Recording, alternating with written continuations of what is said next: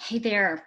So, welcome to your 7-week series now of the sixth chakra, which in Chakra Wisdom Oracle, in the Oracle cards, in the Oracle deck, we're following the toolkit right now. But I can't believe I do this every time. In the Oracle deck, what happened was obviously indigo is really the sixth chakra. So when you talk about the sixth chakra is indigo, the seventh chakra is really violet or the white light from the heavens. However, with the Chakra Wisdom Oracle, one of the things that came to be was that all of the sixth chakra cards became, and the fables themselves, all fell into one category, which seemed to be sixth chakra energy, which was all about every single card, every single fable in here progresses through the way we have learned to relate to the world in terms of our family. So if it's almost like, I don't know if y'all remember, like, I don't know, when I was little, there was a show on called Romper Room, right? And I see Katie and I see Jimmy, she'd look through this big magnifying glass. And the point is this is kind of like, oh, I see my grandmother, I see my uncle, I see my cousin. So and my father, my mother, what you're going to find in this 7 weeks, it's the journey through your third eye, through that sixth chakra. Now, what happens here, and the sixth chakra, by the way, is literally between the brows. A lot of people place the third eye up here, but it's actually living further down, really between your eyes. So what happens is that third eye is the all-knowing eye, and we see that actually represented in a lot of metaphysical books. It also becomes seeing into the past and seeing into the future. So really, if we're talking about fortune-telling cards, this would be the chakra of that. I look at it as my intuitive chakra. I look at it as hidden agreements. So one of the things we're going to look for in this 7-week, I really can't believe we're on the first week of 7 here. In this 7-week series, week 38 in the year, we are going to be looking at all things related to our intuition, hidden agreements, things we may not see. So one of the things we're really going to jump into this week is it mine or is it theirs? So, and that becomes perfect for the first fable, which is Despondence. I have little things on I have little tapes to see where I am. But in the Despondence fable, now one of the things, and the quote reads, "By taking action, I found the road out." Now, anybody who's done any kind of cognitive therapy or anything like, about setting intentions and taking action, this is very much about, I feel, almost like a litmus test of, if you are despondent, can you take the actions necessary to get yourself out of it? And one of the first actions you take, obviously, is to be of service to other people.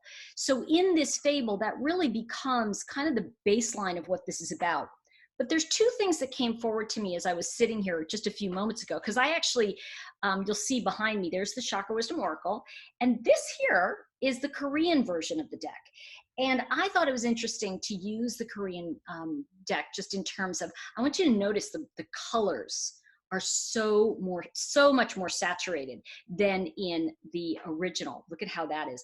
Now, one of the things that that happens with different decks, it depends if they, if they run a print run with the English version or not. But one of the things, and that's a whole long story, one of the things that I want to share with you is that I love looking at the foreign decks. And the reason foreign decks become interesting to me is, in a funny way, the language itself, the way it's written, has its own particular energy. And remember that the chakra are really written in Sanskrit. The original chakra ideas came from Sanskrit. We kind of took it and made it more Western idea. But the Sanskrit, which we don't speak, is also part of what we don't speak here. So what I find interesting about something like this and working with a deck that's a different language, I love how it comes in as something that's possibly outside of my, I want to say outside of my frame of reference. So if you think of it that way, one of the things that I love to do is sometimes I'll take a foreign language especially if I'm like saying, what's going on with me? What's hidden? What am I not seeing? And with this particular chakra, one of the things that you want to do, because there's so much that's hidden and that we're not seeing, when you look at this and you take the purple, if you will, the 6 chakra cards from, I'm just using Korean, and the 6 chakra cards from the English deck, what I did, and I did this earlier, I mixed the two, I unmixed them just because.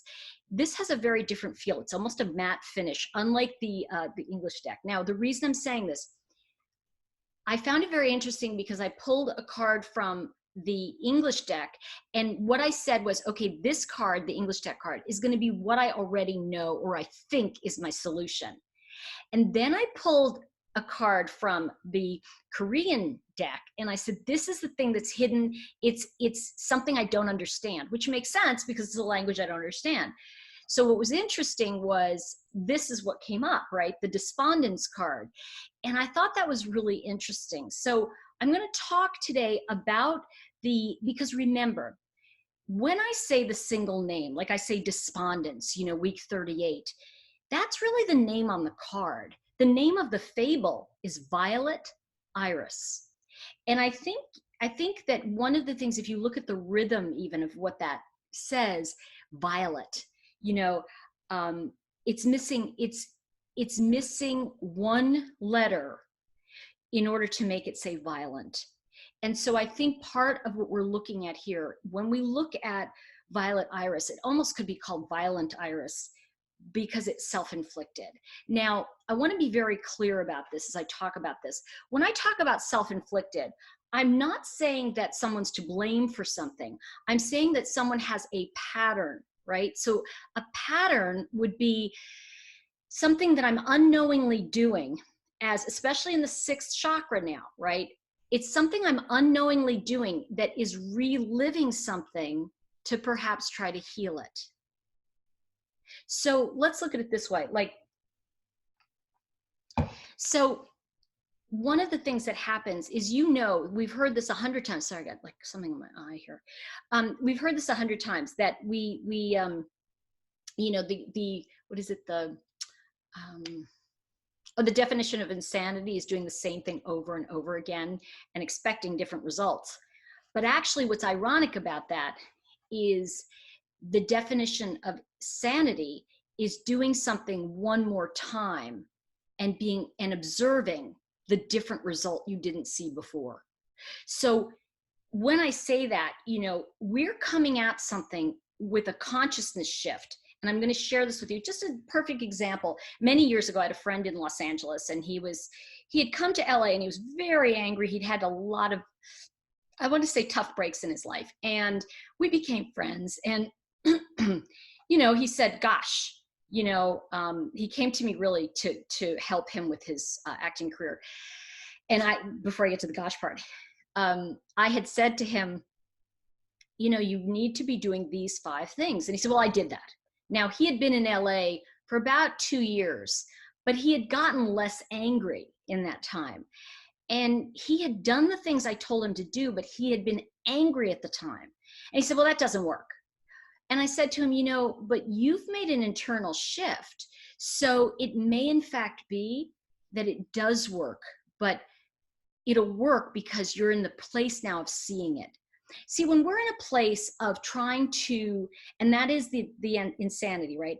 When we're in a place of trying to achieve something with an intention that is not pure, with an intention that's based on anger, or that's to prove to someone else, or anything that's not from us, what's going to happen with that intention is that it's going to somehow backfire, and then we can blame other people for our failure or a circumstance for our failure. So the thing I said to him, again, I'm yawning, is that while he at one time was very despondent, at this point, he really had come more down to earth, and this is the Mother Earth. By the way, this in the Chakra Wisdom Oracle cards, there are 17 cards of destiny. This is one of them, okay, because it uses one of the great servants, one of the great spirits is in here. So, and they're, okay, that's in the book, I go through it in How to Read the Cards for Yourself and Others. That's where those are. But you don't need to know it for this point. I'm telling you. So I'm telling you what it is. So what happened was he was just very much in the resistance of, no, I've done that. It didn't work. And I said, what if you're different? And he went, what do you mean? I go, well, all the things that you did, other people did and became successful. So what do you think was different? And he was like, and it goes back to, and you all understand when I say this, you know, I'm a real good baker. Okay. I mean, I can like just throw things in a pan, pour it in, and I make the best brownies in the world. Right. But I have a friend that has can use a mix and follow it directly, and it just doesn't taste right. It doesn't matter what she does. And the thing is that what is that? That's the energy. You know, when we die, we're the same weight. What actually constitutes life? It's that invisible energy. It's that invisible life force. So when we step into this sixth chakra, we're really talking about what is not seen, but is felt. So it's very important that at this progression, we understand, and you understand that now it's really about validating your personal energy and going, yeah, I'm really experiencing that. And one of the things that's happening in the world at this recording is people are just loving to invalidate, to go, oh no, I didn't say that. Meanwhile, they did say it. So I think the thing that happens is that we are needing more and more and more validation externally. And that is part of the issue. So if we come back to, you know, really looking at something, and I had this happen where somebody said to me in one of my videos, no offense, but did you blah, blah, whatever that thing was. And I thought, the very fact that you have to say no offense means what you're about to say is offensive. And so the thing that happens is we say that, now I don't want to offend you, but then don't say it. So one of the things we're going to talk about right now, and I really wanted to give you that kind of like ground, you know, just a good grounding, if you will, just a base for this sixth chakra. Now I call it, like I said, you're going to see all the shades of purple in here. When we get to the seventh chakra, which is in the final 7 weeks, I want to underline for you that those final 7 weeks, and it becomes important in this conversation, that those final weeks are really about spirit. It's really about what the true neutrality of spirit. So you're going to see that in the seventh chakra. And that's why I call all of the cards and fables of the seventh chakra neutral. Even though they're technically violet or white light, I consider white light neutral. I chose to make neutral more like a gray, you know. So you're going to see like a grayish, gray beige. You're going to see a lot of that in the seventh chakra. Now, I'm only telling you that because when you see so much purple and violet in this chakra, you're going to go, wait a minute, violet, seventh chakra. And yes, it is. But that's why with violet iris, we're taking that on right away. Okay, so let's talk about this week, what the message is, what we're looking for. So let's begin with imagery. And I think that one of the things that we're looking at in this sixth chakra is that image, that energetic, and it's the first thing that comes forward to you. Now, I'm going to tell you what's coming forward to me, but what comes forward to you may be very different. So let's take a look at this. What I'm seeing, and by the way, each time, I just want you to breathe and just bring your energy into your center. Okay. One of the things that happens here is that every time you look at a card, if you are, and I want to share this with you because it's important, if you are truly in your intuitive state, you're going to see a different thing pop out at you. And that's very important in this conversation, because if you see something different coming toward you, it means that you have shifted just a little bit. Your perception has shifted.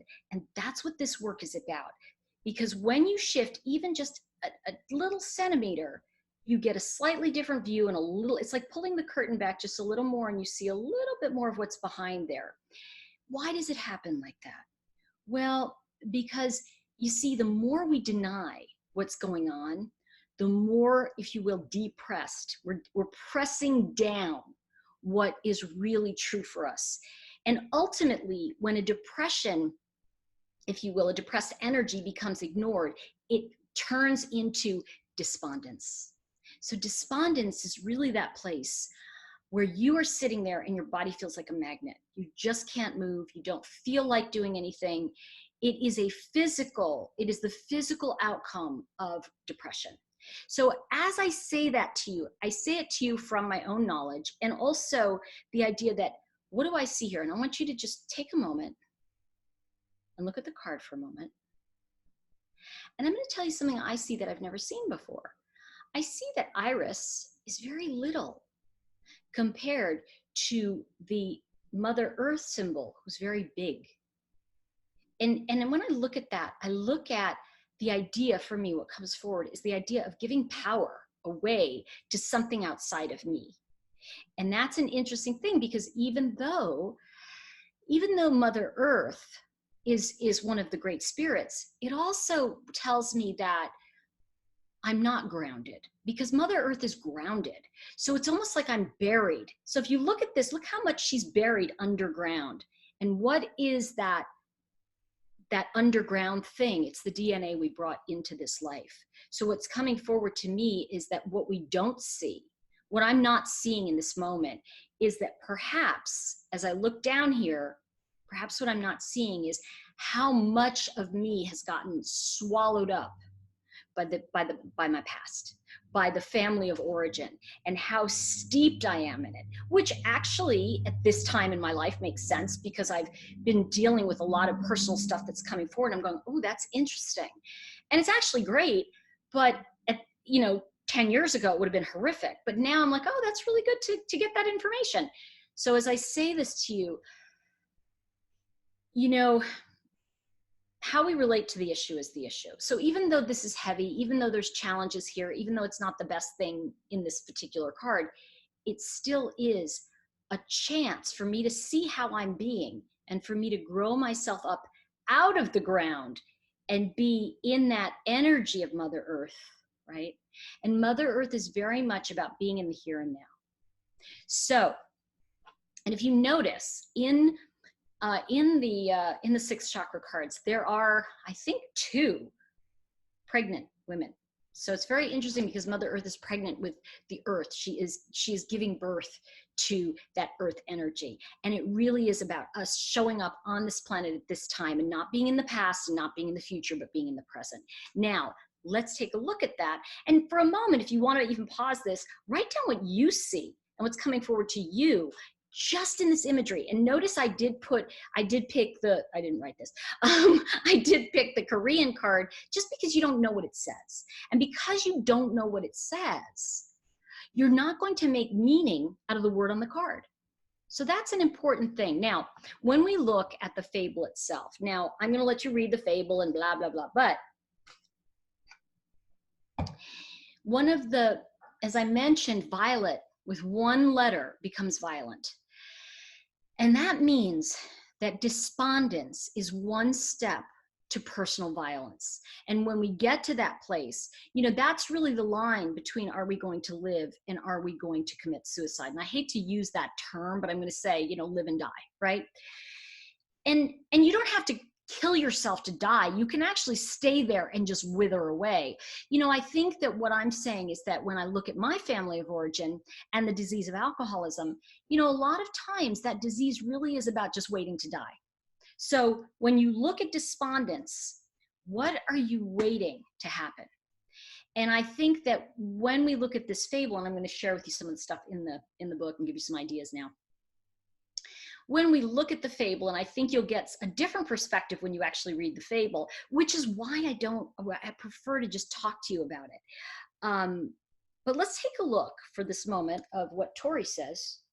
I don't know what she says in here. Okay.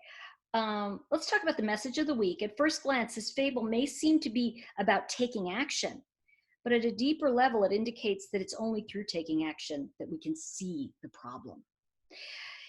Violet only opens the discussion about acting to move through, the discussion about acting to move through despondency. So this is only opening the conversation about it. It's not actually taking the action. We see it in the fable, but in our lives, that doesn't mean it. This fable also looks at how a sense of personal emptiness is often passed down in families. And, you know, one of the things that happened to me was I recently was diagnosed with ADHD. Now, I'm telling you all this because I'm actually quite thrilled to get that diagnosis, because it makes me understand that I've been a salmon my whole life. I've been doing things differently than anybody else, and I was thinking I was doing it wrong. So one of the things that happened here, and I want to share this with you because it's key, Violet only opens the discussion about acting to move through despondency. See, the discussion of taking action only happens when I got that diagnosis, or when you discover something is not right in your life. It only opens the discussion. It doesn't promise you'll do something about it. But for me, when I got that, I was like, oh, that's making a lot of sense. And I started to find out more about me. And subsequently, I understood more about my family. And so when we look at this first card, what do I always say about the first card in a chakra? This card has within it, built in, the idea of the first chakra, because it's the first card in this particular chakra, in the sixth chakra. So it brings forth the idea of family roots. Now, what did that do? When I looked at what came forward to me, I really got to see, oh my gosh, nobody caught this. How sad. Nobody caught this for me as a child. I can look back and see I had it. I can also see my father probably had it, because it does run in families. So there's a compassion that has come forward to me through this. And remember, at least in my mind, I have to share with you that of course I was sad. Of course it's a sadness, because anytime we discover something, and that's what despondency is, anytime we discover or we experience the feeling and we go, I'm despondent, you know, and you go into that feeling, most of us spend our lives trying to avoid it. When you go into it, you go, wow, there's a lot of sadness to this. You know, there's a lot of an inability to really, you know, to say, wow, you know, I had a lot of lost time. But I can also look at it and say that my ADHD saved my life, because certain characteristics of it helped me survive the crazy family. So certain things we can look at as a blessing as well. And I really want to underline that, because I think there is a blessing in every disorder, in every dis-ease, because the problem is that we don't go through the despondence. See, I think so many people jump to, okay, what's positive, as opposed to, gosh, I'm sad about this. And even as I shared with you, I was happy I got the diagnosis. But there's also that despondence. You know, I was very despondent. I was very like, wow, that's really sad, you know, all of this time. But when I looked at that, when I was willing to face it and willing to drop my shoulders and go, this is sad. And then I'm able to start to see that I was only different. I wasn't lazy. I wasn't a loser. My brain operated differently. And so really coming forward with a lot of the power of what this is, for me, has been remarkable. So I share this with you because when we face the very thing that we have been avoiding, yes, there is a sadness. And that is what the Despondence fable is about for me. It's about just being, you know, when people come to you and they go, well, just get up and go for a walk. You know, I can't tell you how many people have said to me, oh, you know, somebody recently said, did you take your meds? Because you're like, and I'm like, you know, I don't know if you know that, but that's a rude thing to say. And the person was like, oh, well, I just need to help you. I go, it's not helpful, because you're implying that something's wrong with me. And maybe there is, but it's really kind of crossing over, isn't it? And the person went, oh, yeah, you're right. I'm like, it's okay, but I'm just letting you know because it's not cool. The person doesn't done it since. So I think there are times when we know what's going on with us and we know so much about, hey, I know what's okay and what's not okay. And this is an important point. You know, people talk about boundaries, and I want to say that for me, it's not so much about a boundary. It's about what's acceptable to me might not be acceptable to you. And what's acceptable to you might appall me. So the thing to keep in mind is we set up our own idea of what's okay, you know, and that's just something that for now is not okay with me, but that's super important. So let's take a look at this. Now we looked at message of the week and I was able to tell you what's going on with me. All right, Toris tip. That's okay. You'll notice that every purple fable is driven by an underlying emotion. As we journey through this chakra, become aware how deep-seated emotions are often inherited. If any of the fables in this chakra resonate deeply with you, check for an underlying quality or characteristic belonging to one of your grandparents. And this is where that skips that generation and looking at, oh, this may be something that I'm trying to heal or correct or fix. If something you've taken on in your life, a project, or I want to say a project mostly, you know, a career or something, is to help or fix a hidden agreement, you are going to lose steam with it. You just will. But if it's a very positive thing, see, there's two ways to look at this. A hidden agreement can be a challenge that we're here to heal, but there can also be a gift. So if a grandparent gives you a gift, that may be part of your purpose. So, and that's a whole nother thing. And I really want to do a lot on life purpose divination after this, because that is my favorite course. I think it is a game changer. And it's just, I think, absolutely some of the best work that honestly I feel I've done. So once you look at the fable, you know, I think the thing to keep in mind is that you can conclude that, and I think this is the danger of it. In the fable, you can conclude that all I have to do is take action and I'll get over it. No, what will happen is when you take action to do something for someone else, like in here, in this case, I took action to save myself, but in my case, but in this, she takes action to save someone else. And therefore it makes her recognize the need to feel worthwhile, the need to do something of value. Now, something I want to say to you though, and again, I know I've underlined this, but I want to say it one more time in this particular recording. You see, the most important thing about this is that you understand that if you feel despondent, if you feel in that deep depression and you take an action, there still may be sadness. It doesn't, you know, it's a progression. It's not like I'm going to take this action and feel good, because so many people, and I was listening to a man last night, he was like, I just want to look at the positive, and I'm thinking, well, that's okay, but that means you're making your platform negative. And I want you to think about this for a minute. There can't be a North Pole without a South Pole. And therefore, if your feet are in the South Pole and your head is in the North Pole, you're still going to be drawing from the South. If you want to move into a different space, you have to leave the polarity. Energetically move from the idea of one versus the other and just into, wow, that's an energy that I created. And I don't have to live in that us or them or me versus you. So that's an important thing this week. I'm going to encourage you, I know I've gone on a little bit longer than I wanted to today, but I'm going to encourage you to look at the color this week. And if you can, and I don't know how many of you are actually doing this, but if you can, I would really like you to answer this question for the, okay, here it is. It's the journal journey. Okay, here it is. I want you to do this week. It's on the Wednesday. It's on page 164 in the book. Journal journey, and it's your inspiration. There's a lot written. I'm just giving you the clip note at the bottom. It's a journal. It's a journey, whatever. Today, think of the pen you hold in your hand as a sword to cut through tangled beliefs and old ideas. What a great thing. Your personal sword. As you put pen to paper, summon your angels and ask them to bring you profound clarity that you deeply need to cut through old family patterns. Write down what they tell you.